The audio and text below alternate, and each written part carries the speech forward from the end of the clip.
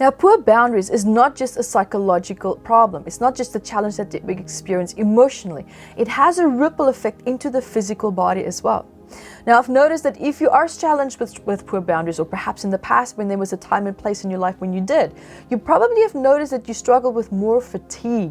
You probably felt very mentally lethargic, like almost like there's cotton balls in your brain, or a foggy mind, as a lot of people would say. You probably might have found that you were struggling with a lot of perhaps allergies, or you got the flu quite often.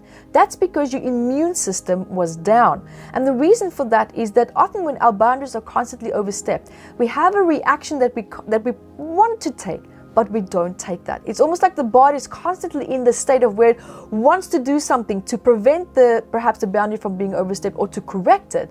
But psychologically, there's fears, and we prevent that from taking place. We actually interrupt the body's natural process of how it needs to act and to react.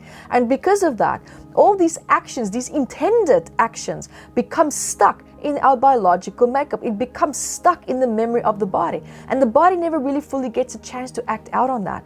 And often what can also happen is that the body can go into what's called the fight or flight state, especially if the boundary that's being overstepped offended you, consciously or subconsciously. And yes, we can be subconsciously offended, believe it or not. And that's because of implicit memories being triggered and the body biochemically reacting.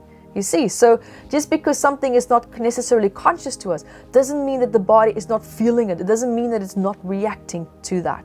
And what we want to be doing is during this workshop as well is to help people to release this pent-up stress, and for it to gently just be released throughout every single cell in your body, to help the immune system to become healthier and stronger again, to help the body now to realize that we don't have to worry about all these intended actions from the past that we wanted to take. Now we can just be fully present in the here and now and focus the energy, your present energy, mentally, physically, and psychologically in your present moment, and also in your life, perhaps in your future as well.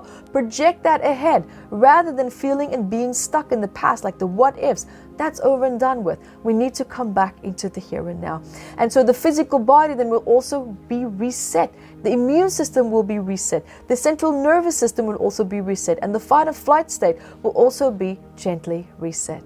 So as you probably have noticed, poor boundaries tend to have a physical chain reaction as well.